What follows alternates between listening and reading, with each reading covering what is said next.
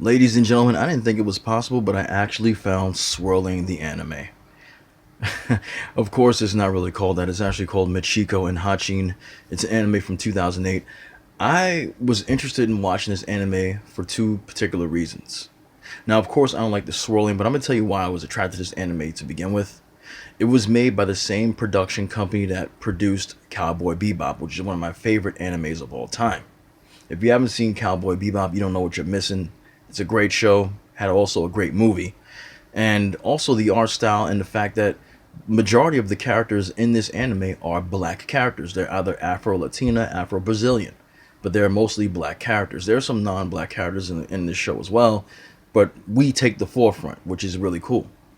Unfortunately, like I said, there's a lot of swirling in here for a lot of females. I don't like that at all, and I'm going to get to that.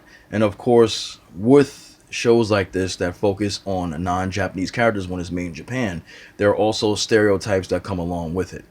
So I'm going to talk about that as quickly as possible and try to get everything out that I need to talk about with this show. Make your decision if you want to watch it or not.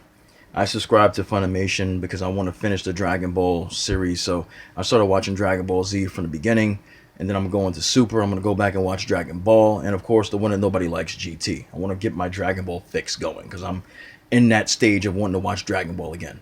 So watching Dragon Ball, I came across a couple of other animes I could select, and this is one of them that I found out about. I remember hearing about the cast being major cast was going to be black, so I said let me check it out. Boy, this show is good when it comes to action, just like Cowboy Bebop. But Jesus Christ, the swirling and the stereotypes are really, really annoying. And I'm not trying to be an SJW here. I'm just pointing some things out. Okay, so let's get into it. Now, first of all, before I change the picture, I'm going to focus the picture right here on the main character, which is Michiko Malandro. Okay, so basically, here's one thing you need to know. All the black characters in this show have a Japanese first name and then have a Brazilian last name. I don't know why, but that's how it was done. So basically, Michiko is a badass female criminal.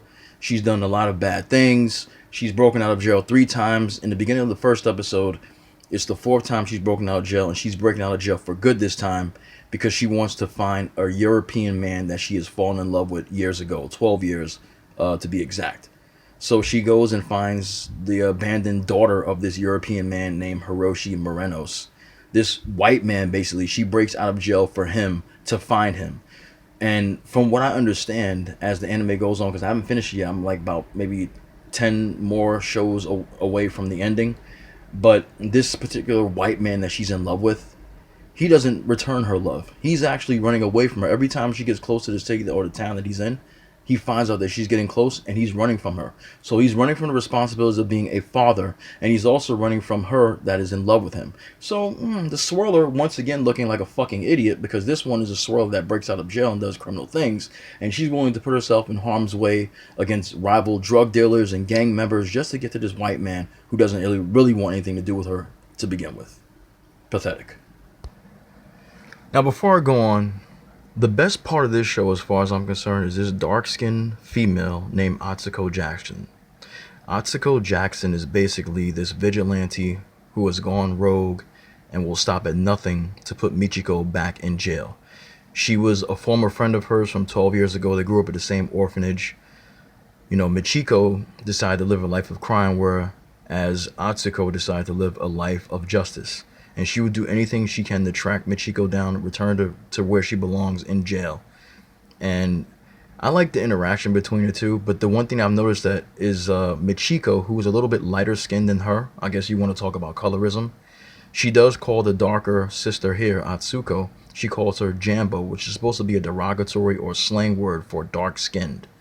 And you can see how it affects her in the I believe the first or second episode, I believe, when they first showed them interacting with each other. She didn't like the fact that she was being called Jambo because it's like a slang word for the N word or something like that. But Atsuko Jackson here, this character is one of the best characters in this show. She is basically the law enforcement who is trying to bring in the criminal. And even though she's on the side of the law and a lot of people root for the bad guy, I actually like this character a lot. Her character models are really good. She's got a beautiful blonde afro, beautiful dark skin, and she's drawn very sexy like most black women are. Anyway, but this is one of my favorite characters, and she's one of the highlights of the show. I would also like to note that there is an actual black female that is voicing his character, which is really authentic. I like that fact. And she is Afro Brazilian, so she's definitely black. Whereas Machiko is Afro Latina, and she's being voiced by an actual white woman who is pretending to have an African American voice, which is actually laughable because a lot of characters in this show who are black men and black women are actually being voiced by white voice actors who are using slang words and stuff, and they sound absolutely ridiculous in English when they are voicing the characters. But I found it funny. I didn't find it hateful or anything like that. I just found it to be fucking hilarious. But this is the best character as far as I'm concerned, in my opinion. There are a number of gangs that appear in the show as well. There are a lot of Brazilian gangs that appear, um, you know, from Brazilian kids to black children, dark skin or light skin, that work together to do criminal activities. They steal sneakers, they steal people's money and stuff like that. It's almost a direct reference to a movie like City of God or City of Men. If you ever seen that, you know what I'm talking about. And City of God was a really good movie. If you've never seen it, you should really check it out. It's pretty much about Sao Paulo, Brazil, back in the 70s up into the 80s, and the criminal activities that was going on there, which still go on to this day over there. But it was definitely a good movie. And you see a lot of that in this particular anime, which makes it pretty cool. The thing that I've noticed about the black men particularly, they're all criminals. They're all either criminals, they're all stupid. They have no sense of most of them, the majority of them have no sense of intelligence at all. They're all either dumbasses, they're unintelligent, or they're afraid when they're getting shot at. They don't know how to shoot a gun properly, but they know how to get themselves involved in criminal activities. The only black man in this particular show that's even worth mentioning about is this particular black man here. He's one of the main characters. His name is Satoshi, because I told you they have Japanese names. His name is Satoshi Batista.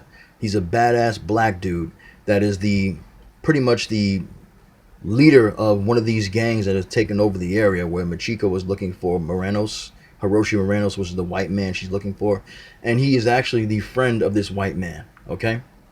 And he didn't like the fact that Machiko was getting close to this white dude because he wanted the white dude to stay with him as his first lieutenant and take over the city.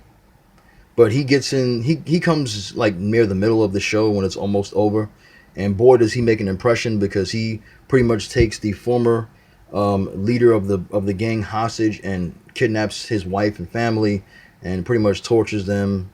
Does to him, the former leader, what he did to him when he was a child, because when he was a child he was trying to take over the organization, and he was tortured by this particular man, so he got his revenge as an older guy. But he's a really cool character. I think he gets killed later on, but he's one of probably the best black male characters I've seen presented in anime. Even though he's a criminal, he's a badass. Nobody fucks with this dude, and if you fuck with him, you're gonna get your ass killed, because he doesn't play. He don't take no shit. He is a badass, and that's the bottom line. So getting back into the stereotypes and the swirling part of this show, we have a young girl named Rita Onizetti. Okay, she was abandoned by her parents, so that's great. Two black parents abandoning their child, and she was basically raised in a circus as an acrobat. She's only 10 years old, but she falls in love with an older man who is her acrobatic partner, and she falls in love with him and wants to be, his girlfriend, but unfortunately she's too young, and he has a girlfriend of his own that's pregnant. Now, before I get to the guy that she likes, she dresses way too promiscuous for a 10-year-old girl. So they're looking at our young children as sluts and whores, basically, because look at the dress that she's wearing right here. I'm going to show you. Check it out. This is not a dress that a child should be wearing at all, whether it be an anime or whether it be real life, but she dresses like this. She acts like an adult. She even says in the anime that she talks to older men just to make the other guy jealous, even though he doesn't give a shit about her because he's not even interested in her. And guess who she's in love with? Guess what guy she's trying to be with? He's not a black guy. No. He's an Italian guy. Let's get to him right now. This is the white dude, the Italian dude that the little black girl that's 10 years old that throws herself at older men is actually in love with and wants to be with. First of all, he's way older than her, and of course he's white. So the swirling agenda is in this, and this is in 2008. It's disgusting to me, okay? That's number one. Number two, he has a girlfriend that's pregnant. Her name is Natalia Perez. She's Afro-Latina. So she's half black, half Latina. So the swirling agenda once again. And this would be her. So this is the Gino guy. I just show you. This is his girlfriend that's pregnant. She appears more black than she does anything else.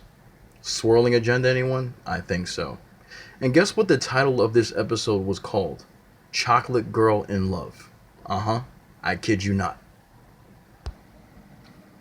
There's one other thing that I want to mention before I leave, because I've pretty much talked about all I need to talk about, but there's one last thing. This Afro-Latina, who appears to be a brown-skinned black woman, okay, who has broken out of jail to find this white man and has the white man's daughter with him, okay, and is in love with this man unconditionally. She gets involved with another white man while she is staying at a hotel. She goes to get her hair done at this beautician, and she kind of starts to fall in love with this man named Bruno, who's another white male, as I said. So she knows the man is married, but she doesn't care. She tries to fight the emotions that she has, the attraction she has for him, but he comes over to her place. They share a cigarette, and then they make love to each other. As you can see right here, sharing a cigarette. Then they have an affair. Even though it's a one-night stand, it's still an affair because the man is married. That leads me to believe that the people that made this show think that black women are sluts, whores, because of what I've showed you with the swirling and with the outfit the little girl wore, and with this black woman getting involved with a man that's married, not giving a fuck, okay? That makes me think that they think that black women are whores and sluts and have no morality about them. Sure, they dress sexy, but they're really only there just to have sex with, and they're not someone you really want to marry or take home to your mother. The only black woman that actually has a sense of class, or even a bit of class, is Atsuko Jackson. Because they don't make her look like a whore. She doesn't whore herself around, even though she has a voluptuous body. She's all about class. She doesn't sleep around. She's all about taking this criminal back in, even if it's her friend. She knows she has to do this because it's the right thing to do. So at least with this particular character, that's why I say she's my favorite character, because she's the only one they haven't really fucked up in this show. With that being said, ladies and gentlemen, I'm going to take my leave now. They've made the black men in this show pretty stereotypical as criminals, unintelligent, fearful, or just downright dumb. The only one that is redeemable as far as a badass goes, even though he's still a criminal, is Satoshi, as I said earlier.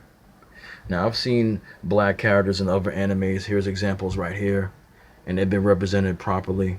But this is why other people cannot really represent us, because they have their own particular idea of how we are as people. But I've seen some really good representations like this character here. That's why I had used him one point as my avatar on my channel from Soul Eater. He's a pretty decent character. But this show is made in Japan. Japan has its own particular mindset, its own particular ideals about what they think black people are about. Although the show is good and it has some pretty damn good action, I don't like the swirling in it. I don't like the fact that they got a lot of black females acting like they need to be with a white man over any other man. You got a black woman breaking out of jail basically to be with a white man and go to any length she can to find him. It's just, it's pathetic. And it would be pathetic if a black man did it as well. But anyway, that's all I got to say about this show. It's called Michiko and Hachi, and if you want to watch it, you could probably find it somewhere on YouTube. I know I found it on Funimation. Anyway, I'm done, and I'll see you next time. Let me know what you think about this shit in the comments section. We get the shit popping.